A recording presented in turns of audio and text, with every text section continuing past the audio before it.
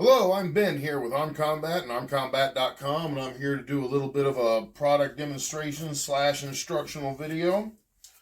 We're going to go ahead and start here with the wrist wrench. It's one of my favorite tools. To start off with, whatever hand you're going to be using it on, start with the strap facing the opposite direction. So if you're using the right hand, start with the strap facing the left, and then just spin it away towards your hand through the strap. Then from here, you proceed to do all kinds of different exercises. Everything from simple wrist curls to full pin practice. You can do a high or a low cable attachment. You can even get a little bit of twisting supination in there or pronation focus. Excuse me. Again, you can even do from a low pulley, do more kind of bicep curl work. But the main point of this is to always have the straps on the opposite side of your hand, rotating away to provide a twisting rotational force against the hand, the exact same way an opponent would be trying to attack your hand in a match. And again, as well as you can do even straight across, even standard exercises such as like lat drags, again, like bicep curls. Almost anything you're doing on the table should be done in some capacity with some kind of rotating handle. Because in an arm wrestling match, no matter how strong your arm is, the connection point, the rubber on the road, is your hand and wrist. And so no matter how strong you are, that's going to be where everything comes together. And so if your hand and wrist can't manage it, then it kind of doesn't matter. So, again, left or right hand, just flip it over, strap facing away, rotate it backwards, hand through the strap. And again,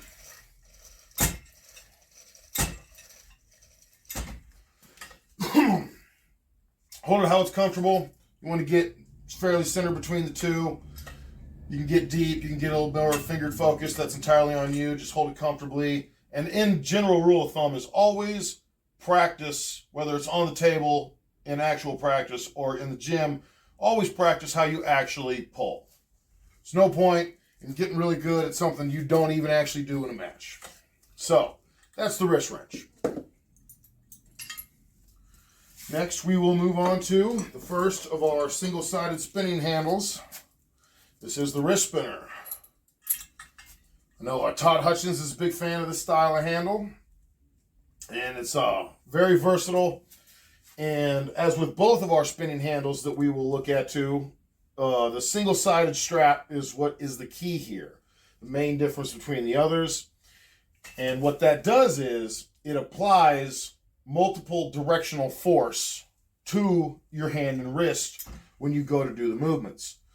So, as always, you wrap it away from the hands and fingers in a way that it's going to be specifically trying to open your hands and wrists. You have a low side option, focusing more on the bottom fingers of the hand. And again, you want to just bring it in. You can do everything from just simple curl work, working the hand and forearm, to just full pin practice, anything you want. I said even like curls and other such things. And this is also primarily for outside of the strap arm wrestling. The key here is the fact that it's a small handle. There's no strap supporting you. You need to grip this with the thumb over. And it's really about squeezing, containing your opponent's hand out of the strap, not letting them slip, bringing them down. And again, this can be used from multiple vectors. You can also go over the top. Works more the top part of the hand, pronation.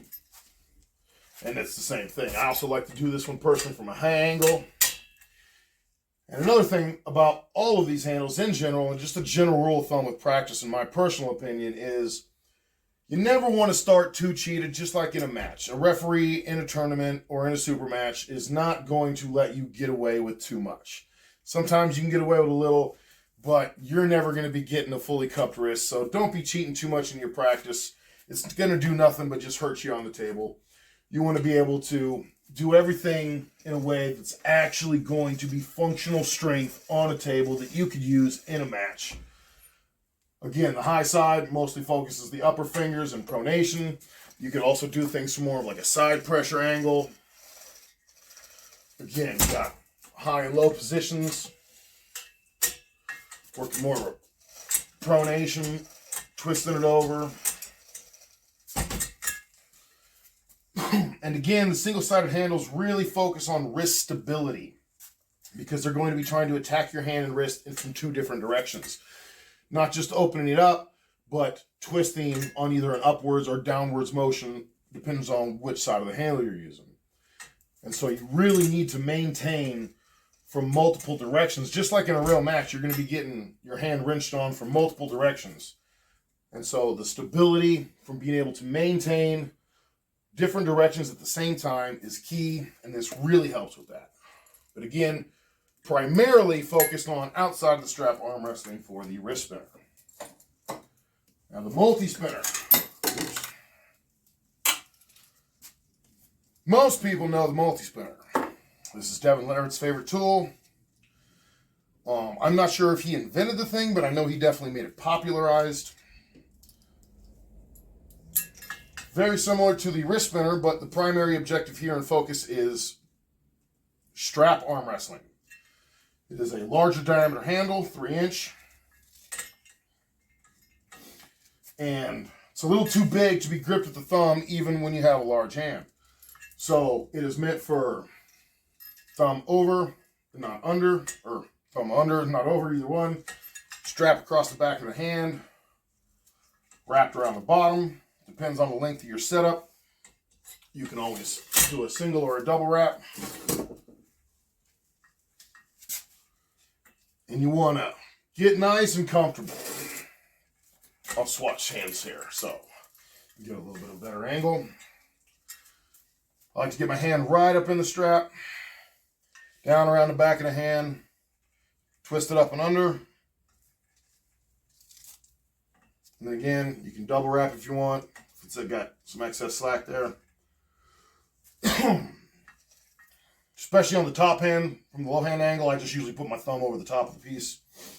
And so again, from here, it's going to be wanting to really twist you open from multiple angles, upwards, as well as the twisting. And so it really attacks that hand and wrist, and especially the fingers with the larger diameter handle here, in a way that really simulates in the strap arm wrestling. You're able to not focus so much on the hand and the grip, and you're just able to maintain that kind of shelf contained finger angle. And again, you can get some supination in there from the low angle.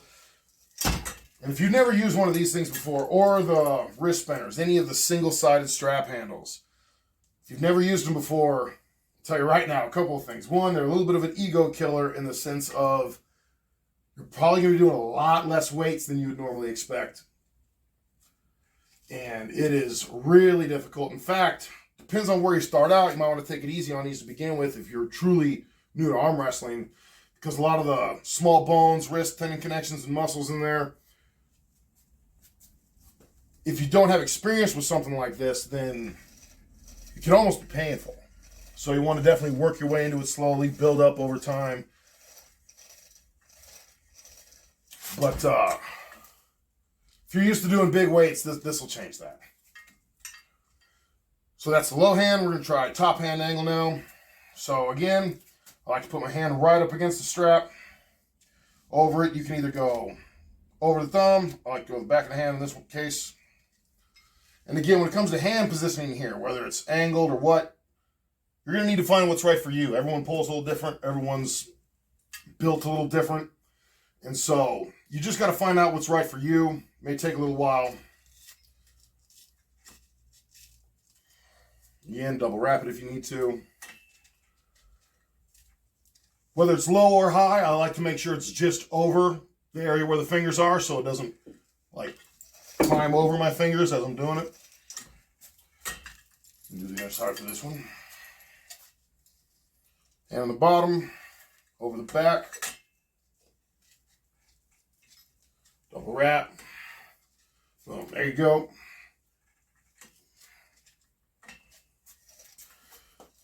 And again, you will find quickly that this thing is really attacking your forearm, your fingers. You got to maintain your wrist position. And again, when you feel the vectors of the multiple angles on the single-sided handles, and when it's really trying to open and twist you, if you've never experienced it before, it's unique, and you'll feel real quick. It's very similar to someone trying to top roll and attack that hand. Again, very important tool. I feel like just for general stability and just overall hand and wrist strength, this is one of the most important.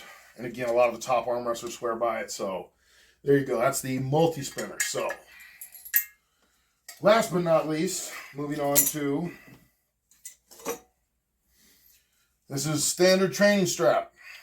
A lot of people will like to use a karate belt, martial arts belt. I used to, did for a long time, but a couple of things that I prefer this for. One is karate belts tend to come real thick, especially if you're doing like multiple wraps. It gets real thick, bunched up in your hand, just doesn't quite feel right to me. And two, they're way too long in most cases for what I need them to be. This 16 inches long, excuse me, very strong, 1.5 inch material, doesn't cut into the hand, it's very comfortable, and you can do a whole lot with this. Wrapping around the wrist, go around the back of the hand, just open your hand up, let it go right between the webbing there, thumb and fingers. You got a perfect supinating hook grip.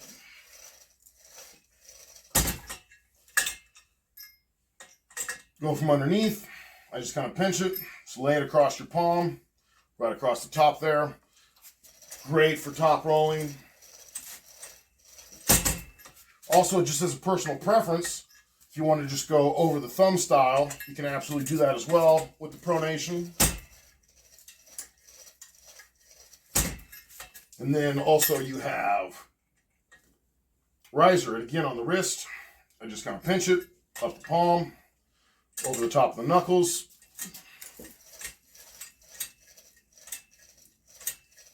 Again, very comfortable, distributes the weight over a nice wide area.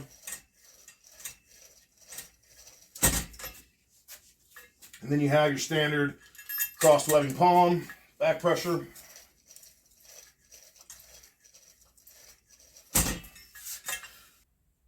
All right, guys, I think that'll about do it today. Once again, I'm Ben here with Armed Combat and armedcombat.com. Hope that answers any questions anyone may have had. Any questions you still have, feel free to put them down in the comments section. And I think that'll about do it for today, guys. Again, thank you for supporting the site. Don't forget to like the video, subscribe to the channel, visit armedcombat.com. Thank you very much. Stay strong. You guys have a good one.